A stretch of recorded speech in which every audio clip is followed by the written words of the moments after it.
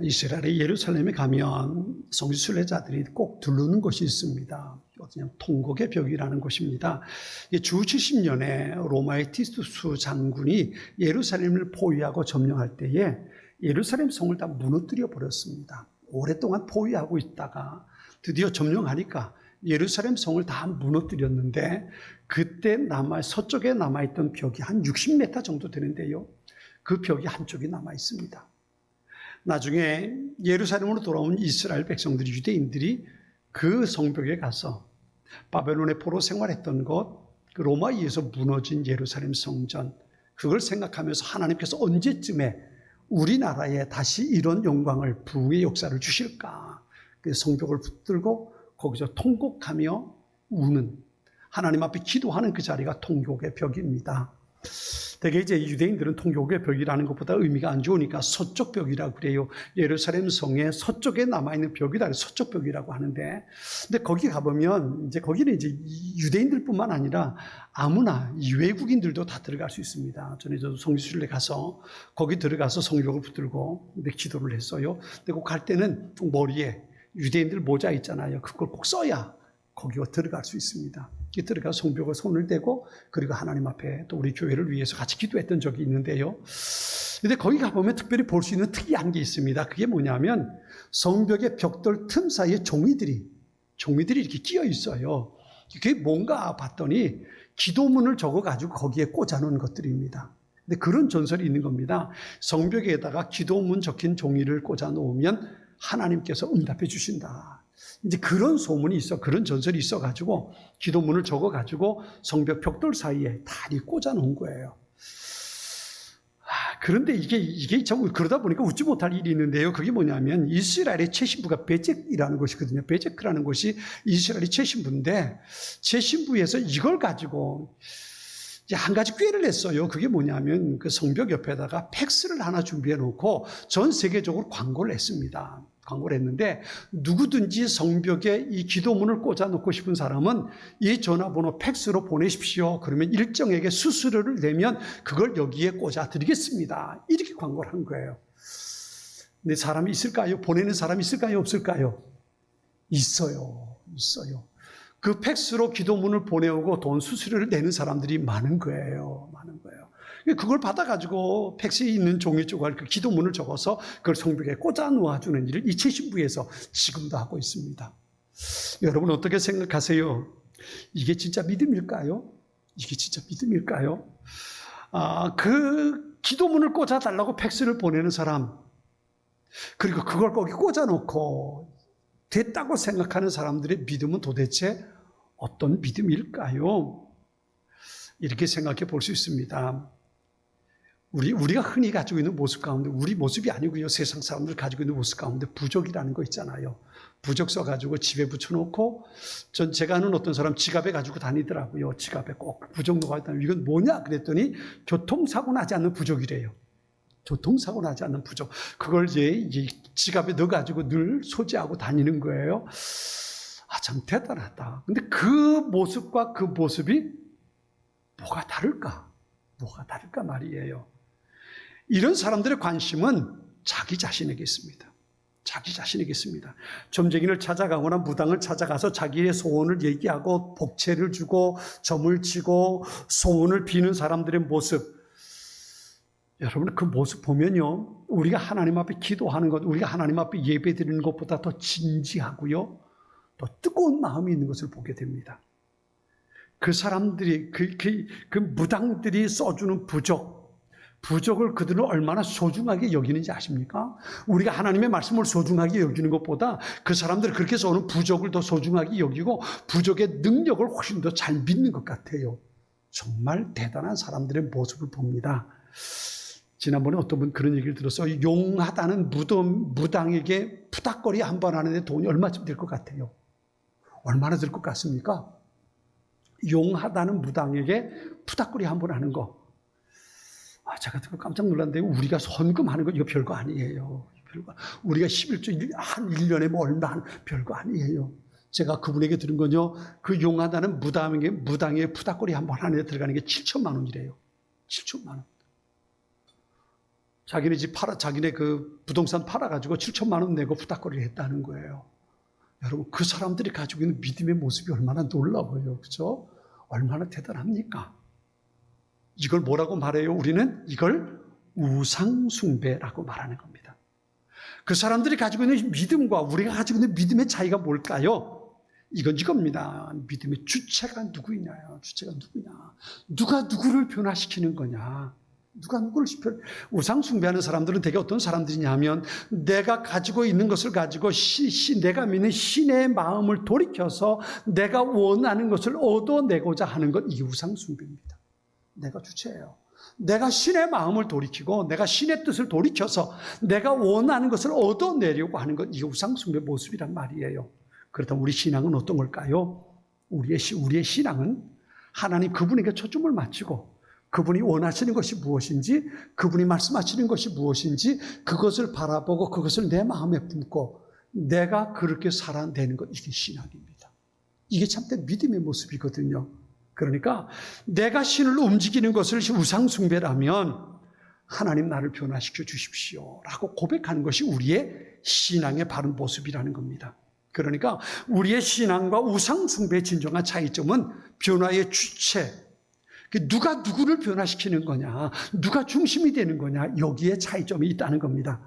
오늘 보면 이렇게 시작합니다. 5절 말씀인데요. 사도들이 주께 여짜오되 우리에게 믿음을 도와소서 그랬어요. 우리에게 믿음을 도와소서. 왜 제자들이 이렇게 말했을까요? 오늘 이 말씀과 같이 기록된 마태복음 18장에 똑같은 내용이 기록되는데요. 마태복음 18장 21절 보면 베드로가 이 질문을 예수님께 합니다. 이 말을 예수님께 합니다. 이렇게 돼 있어요. 그때 베드로가 나와 이르되 주여 형제가 내게 죄를 범하면 몇 번이나 용서하여 주리이까? 7번까지 하면 될까요? 라고 베드로가 묻습니다. 베드로의 이 말은 그 당시 배경을 좀 문화적인 배경을 우리가 살펴보면 왜 그런 얘기를 했는지 이해하기가 쉬운데요. 당시에 유대인들은 누군가 내게 잘못한 것이 있으면 2번까지 용서해 주라고 얘기합니다. 잘못한 것이 있을 때 2번까지 용서해 주라는 거예요. 2번까지는 기회를 주라는 거지요. 그런데 유대인 랍비들은 뭐라고 말했냐면 적어도 3번까지는 용서해 주고 그 이상은 용서해 주면 안 된다. 단호하게 유대인 랍비들은 그렇게 가르쳤습니다. 그러니까 유대인들은 누군가 내게 잘못하면 3번까지만 용서하면 최고라고 생각했던 겁니다. 한번 용서하지 않으면 유대인으로서 이거 완고한 사람이 되는 거고, 그냥 관례적으로는 2번까지, 혹은 랍비가 얘기하는 말대로 한다면 3번까지 하면 최고로 많이 했다고 생각한 거예요. 근데 베드로는 예수님 앞에 누가 내게 잘못하면 7번까지 하면 되겠지요? 라고 물은 겁니다. 그러니까 유대인의 관례는 3번이 최고인데 7번이라고 얘기했으니까 주님, 내가 대단하지요? 7번쯤 하면 최고 아니겠습니까? 그 정도면 충분하지 않겠어요? 그리고 물어본 거거든요. 그런데 예수님께서 이렇게 말씀하십니다. 마태복음 18장 22절에 보면 7번뿐 아니라 7번을 70번까지 할지니라 그랬어요. 베드로는 우리 유대인들이 가지고 있는 생각 2번 혹은 3번이면 최고인데 내가 7번이라고 그랬으면 이건 어마어마한 거란 말이에요. 그런데 예수님께서 7번씩 70번이라도 그렇다고 해서 490번을 얘기하는 거 아니죠. 이거 다시 말하면 무한대입니다. 누군가 잘못했을지라도 끝까지 용서하라는 겁니다. 또 다시 용서하고 또 다시 용서하고 끝까지 용서하라는 겁니다. 그렇게 말씀하시는 거예요. 그러니까 베드로 마음이 어떻겠어요? 와, 이걸 어떻게 해? 이걸 어떻게 해? 라고 생각이 됩니다. 누군가 내게 잘못했을 때 끝까지 용서하라는 예수님의 이 말씀이 어떻게 가능하겠냐 말이에요. 그래서 베드로의 마음속에 그래도 나는 7번쯤 하면 내가 믿음이 대단하다고 생각했는데 예수님이 7번씩 70번 끝까지 용서하라니까 우리 참 믿음이 보잘것없구나. 그래서 예수님 앞에 뭐라고 말하냐면 우리의 믿음을 더해 주십시오 라고 요청했던 겁니다. 결국 자신들의 믿음이 작아서 그렇게 할 수 없다고 생각했다는 거예요. 그래서 우리의 믿음을 좀 더 확장시켜달라고, 우리의 믿음을 더 크게 만들어달라고, 그러면 우리가 그때쯤 그렇게 할 수 있지 않을까 싶어서 제자들이 예수님 앞에 그렇게 말했던 겁니다. 그런데 이 제자들의 요청에 예수님께서 뭐라고 대답하십니까? 우리 6절 같이 한번 읽어보겠습니다. 6절 말씀이에요. 자, 같이 읽습니다. 주께서 이르시되 너희에게 겨자씨 하나할 만한 믿음이 있었더라면 이 뽕나무더러 뿌리가 뽑혀 바다에 심기어라 하였을 것이요 그것이 너희에게 순종하였으리라. 아멘. 제자들은 우리의 믿음을 더 크게 만들어 주십시오. 믿음을 더해달라고 요청을 했어요. 그런데 그 제자들에게 예수님은 오히려 겨자씨 하나할 만한 믿음만 있어도 된다라고 말씀하십니다.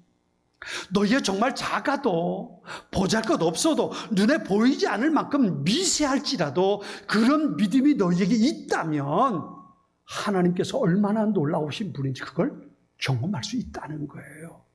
정말 중요한 것은 믿음이 크냐 작으냐의 문제가 아니라 믿음이 있느냐 없느냐의 문제입니다. 겨자씨 믿음의 실체는 작습니다. 그러나 그 믿음 안에 생명이 담겨 있기 때문에 그렇습니다. 겨자씨의 믿음이 땅에 떨어지면 땅속 깊이 뿌리를 내리고 싹이 나서 자라서 큰 나무, 하나님의 놀라운 기적의 역사를 이루어낼 수 있다는 거예요. 믿음은 여러분 잘 기억하세요. 믿음은 교회를 오래 다니느냐 안 다니느냐 이 문제가 아니에요. 성경을 얼마나 많이 알고 있느냐 그렇지 않느냐의 문제가 아닙니다.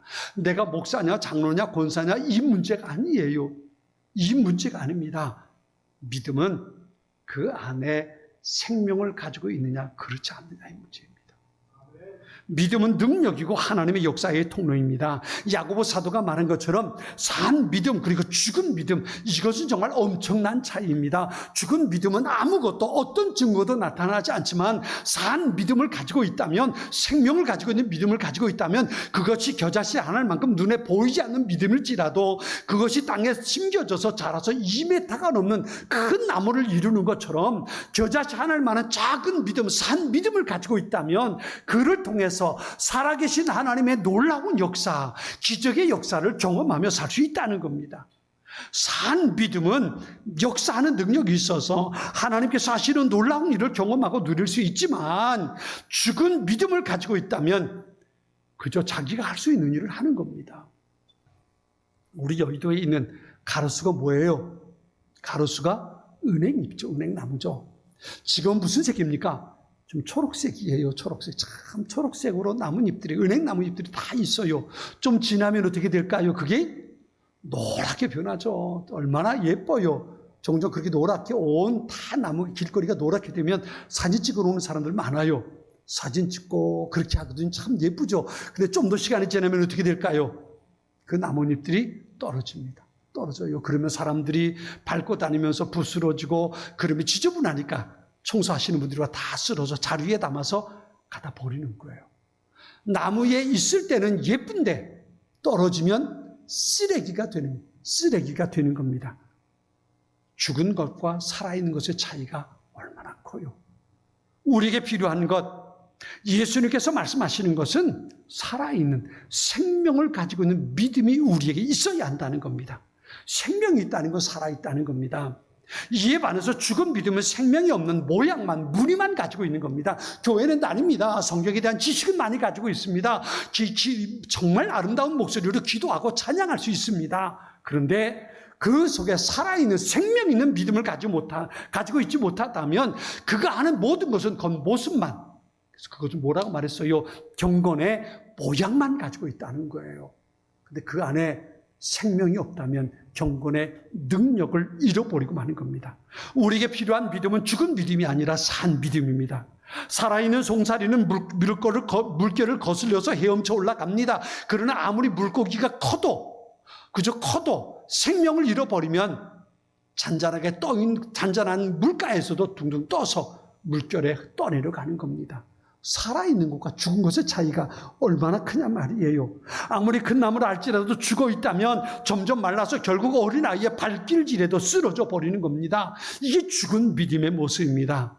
그렇다면 산 믿음과 죽은 믿음은 어떻게 알 수 있을까요? 어떻게 알 수 있을까요? 예수님 요한복음 15장 4절로 6절에 이렇게 말씀하십니다. 제가 한번 읽어볼게요. 내 안에 머물러 있으라. 그러면 나도 너희 안에 머물러 있을 것이다. 가지가 포도나무에 붙어 있지 않으면 스스로 열매를 맺지 못하는 것처럼 너희도 내 안에 있지 않으면 열매를 맺을 수 없다. 나는 포도나무요 너희는 가지다. 그가 내 안에 있고 내가 그 안에 있으면 그 사람은 많은 열매를 맺는다. 나를 떠나서는 너희가 아무것도 할 수 없다. 누구든지 내 안에 있지 않으면 그 사람은 쓸모없는 가지처럼 버려져 말라버린다. 사람들이 그런 가지들을 모아다가 불 속에 던져 태워버린다. 예수님은 나는 포도나무여 너희는 가지다라고 말씀하세요. 지금 제가 읽은 요한복음 15장에 있는 말씀 가운데 가장 중요한 게 무슨 말일까요? 예수님께서 하신 이 말씀 가운데 가장 중요한 게 뭘까요? 그게 뭐냐면요, 너희가 내 안에, 나는 너희 안에. 너희가 내 안에, 내가 너희 안에. 내가 포도나무고 너희는 가지인데 가진 너희가 내 안에 붙어있지 못하면 너희는 열매 맺을 수 없어. 이 얘기입니다. 그러니까 포도나무 가지 줄기인 예수님께 붙어있지 못하면 그 가지는 포도 열매를 맺을 수 없다는 겁니다. 포도나무 가지인데, 분명 포도나무 가지인데 거기서 포도 열매가 맺히지 못하면 이게 무슨 쓸모 있겠어요? 잘려져서 불에 태워버리는 거지요. 이게 죽은 믿음의 모습이란 말이에요.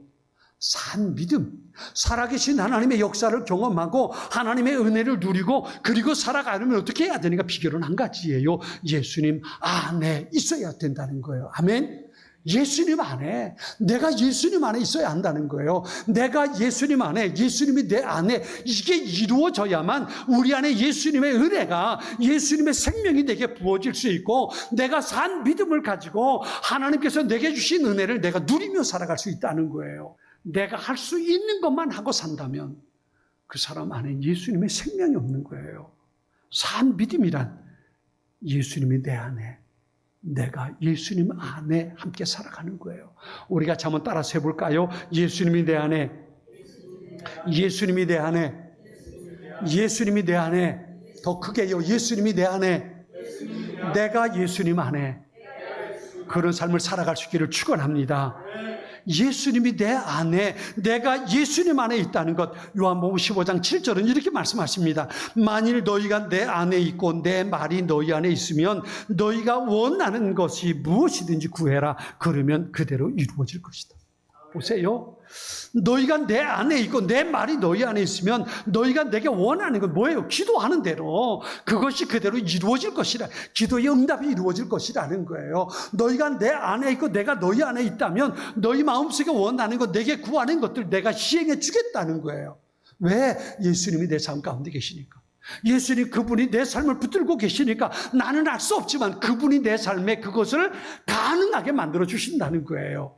이게 바로 산 믿음을 가지고 사는 거거든요. 산 믿음. 정말 예수님 안에 있는 생명을 누리고 산다는 게 어떤 걸까요? 이렇게 말씀하십니다. 만일 너희가 내 안에 있고 내 말이 너희 안에 있으면, 이라고 말씀하세요. 내 말이 너희 안에 있다는 게 무슨 의미예요?